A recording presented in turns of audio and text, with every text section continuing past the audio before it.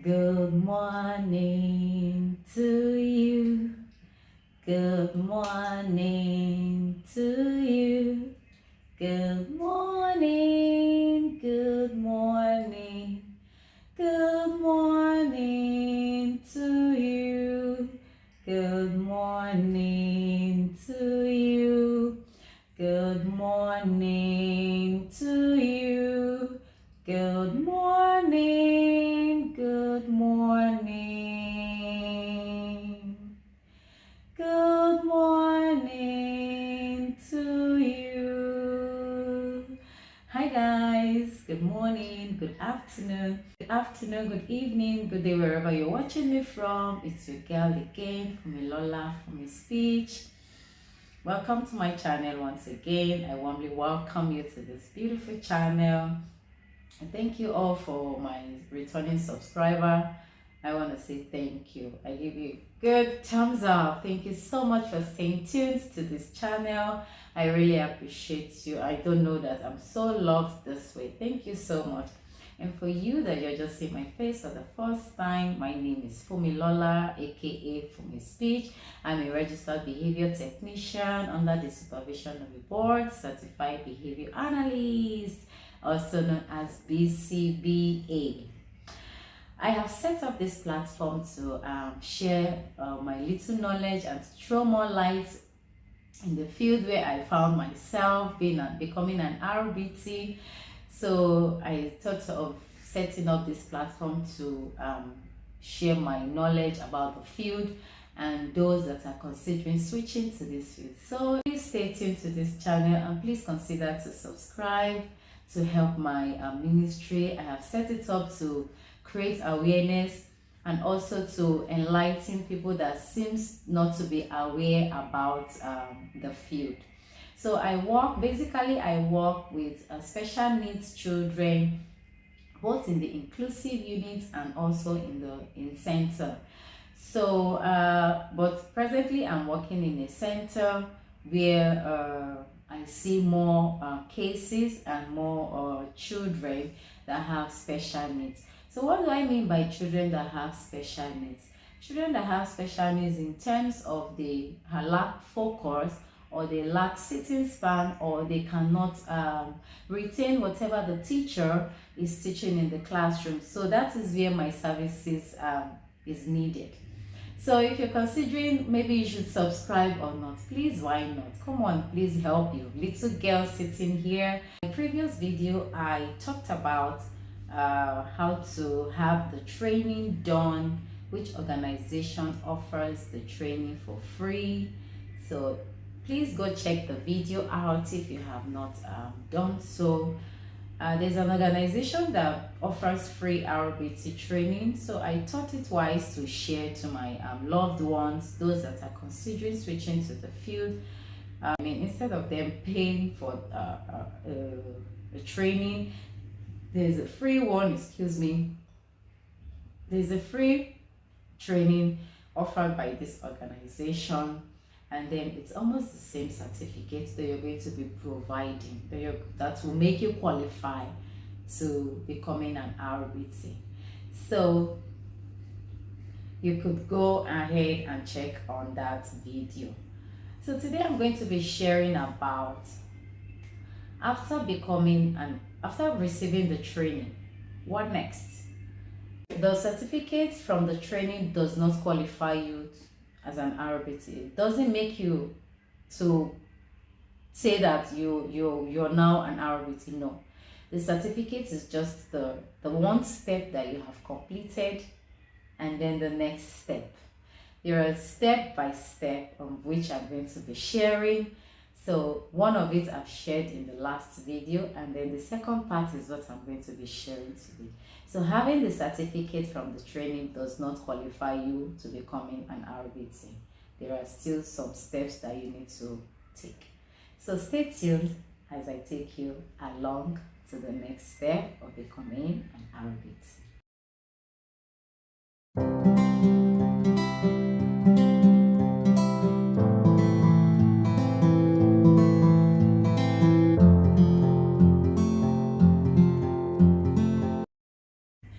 after receiving the certificate, you might want to go to register your details on the board, Behavior Analyst Certification Board, which is known as BACB website. So you go to your Google and then type in BACB. So it will take you to the board where you're going to click and then you register an account. So you have to have an account with them that you're trying to get into the field. So after you must have registered your details, your details is saved with them, they already know. Then the next thing is for you to find a supervisor. So what do I mean by finding a supervisor? So for you to be able to sit for the exam, because there is an exam that you're going to take that will qualify you to becoming an RBT. So please stay tuned. We're diving into it gradually. So finding a supervisor is like, it's also known as the BCBA. So the BCBA are the supervisors to the RBTs. So these are the people that supervises whatever the RBTs do. Whatever plans that they have, set up, the RBTs implement them. So you need to find a supervisor. The work of the supervisor is for you to be able to understand some of the things that you are going to be doing. And then the supervisor, which is the BCBA, is going to run through all the questions, a competency assessment, whereby your knowledge is being tested based on the training that you have acquired or you have received. So the assessment entails so many questions, about 20, if I'm not mistaken, 20 questions.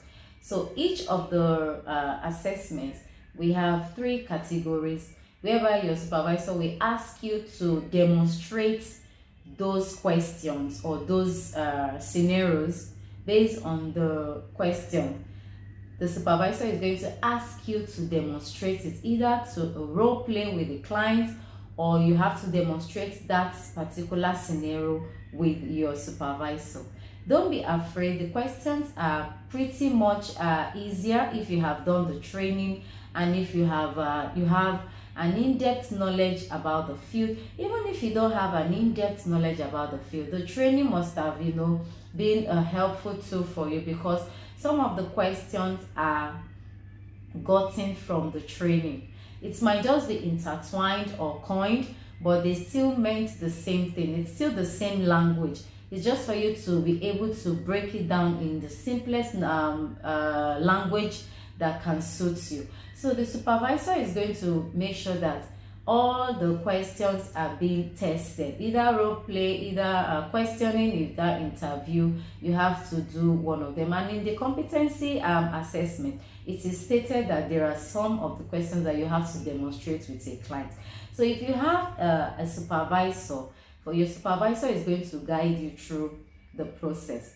So why is the need for supervisor? The need for supervisor is for somebody to be able to monitor you. Yes, you can't just have this certificate and then becoming an RBT and that is it. Nobody is monitoring what you're doing, because these are board of organizations that have taken it upon themselves to make sure that these special needs kids are treated in a very good way and good manner.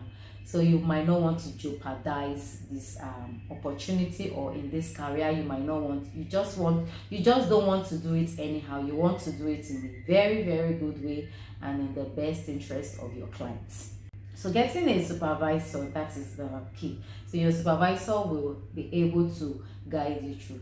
Please note that seeking for supervisors does not mean that the supervisor is responsible for your act. If you go contrary to the board, to the rules and regulation of the board, you are going to be queried. So please note in mind that this field is not just about getting the certificate alone or getting a supervisor to make sure that you pass the competency assessment. You are still going to be tested in behavior-wise, your comportment outside your environment. You represent yourself and your clients. Please note that BCBAs that will be taking this competency assessment with you does not come free. Some of them make charges. The charges might depend on your location. If you're able to find one in your center, or you have applied in a center and then they are able to employ you, then it will be free for you, because you're going to be working for them, and then they would have a BCBA that would supervise you. So it is free for you. But for you that you're not working in the center, you have not seen a place to demonstrate your capabilities, you might want to pay for the service. It is not free because they are going to charge. And you might be lucky to have someone that will just say, okay, I'm going to go through the competency assessment with you for free. If you're lucky, then that's it, you're lucky. So after having a supervisor that will go through the competency assessment with you, the next thing you're going to do is you have to start studying. So if you're able to get through with your supervisor and the supervisor says congratulations, now you can apply. So you have to remember, from the training you're giving your certificate, and then you're going to scan the competency assessment which your BCBA has gone through with you, and the certificate from the training you have received. You're going to scan it to the board, and then you send it to the board. So you're going to receive a mail that it has been received. So now you need to study, so which I'm going to go to. The next thing is for you to go and study. Go online, make research. You might want to learn even from the training you have done. You might want to go over it, make sure that you learn all the terms, all the simple terms. There's so many simple terms. You might want to know your positive reinforcement, you might want to know your negative reinforcement, you might want to know why behavior occurs, you might want to know the ABCs. Those are the ABCs. If you're in the field, you know what I mean. So you might want to know the simple terminologies that is being used. So with this, if you're able to train yourself very well, and you're 100%, you might not be 100% confident, maybe 99% confidence, and then after the exam you'll be 100% confident. So you have to study for the exam, because after the competency assessment, once you submit your credentials and everything to the board, they are going to send a date. Please note that after you must have submitted your credentials and the training certificate and the competency assessment that the BCB has gone through with you, you have to submit it to the BACB website. So you need to open your profile, which you have opened before, which I talked about in my first explanation. Once you open your profile, you scan all the documents and send it back to the board for review. So once you have sent it, you have to give 2 weeks wait time for them to be able to verify your certificate or your credentials, for them to be satisfied that yes, you are good to go and sit for the exam. And then once it's 2 weeks, you have to get a mail from the board congratulating you that yes, congratulations for your success in your certificate that you have provided. So in the mail, you will be asked to log into your BCB account to make every necessary payment. So you have to make payments. The exam is not for free. Everything is not for free this time, apart from the training that you have received, which is free. All other things you have to pay for it. You're not going to break a bank for it. It's just a small amount of money to show that yes, you appreciate the work that the board are doing. So I think when I did mine, it was around $50 or $75. I cannot remember, but it's not up to $200. Yes, it's not up to $200. And once you log into your BACB profile, you are going to make the payment from there. So once payment is made, they are going to confirm from their end that your payment has been received, and then you give 2 weeks also again after the payment for them to be able to review which dates will be comfortable or which dates will be suitable for you to take the exam. So after you have gotten a mail from them congratulating you again for the success of the payment, now the dates will be attached that you're going to sit for the exam these dates, or these dates. So I think you can pick the date that is suitable for you. I don't know, maybe they are going to give, yeah, I think they are going to set up a date, and then you have to walk through. You have to, and then that's when the tension starts. Boom, your heart begins to beat from the day you have the date, that the date was sent to you, till the day of that exam, and even on the day of the exam. I must tell you that the exam, I will not say it's so hard, but it takes a whole lot of your time for you to study because you don't want to fail it. I mean, when you failing it, it's not a good, I don't want to say it's a good thing, because it's something you've done, you've gone through the training, and then all of a sudden you get to know that, oh, I didn't pass. I know how bad or how it will feel, when you don't pass at your first attempt.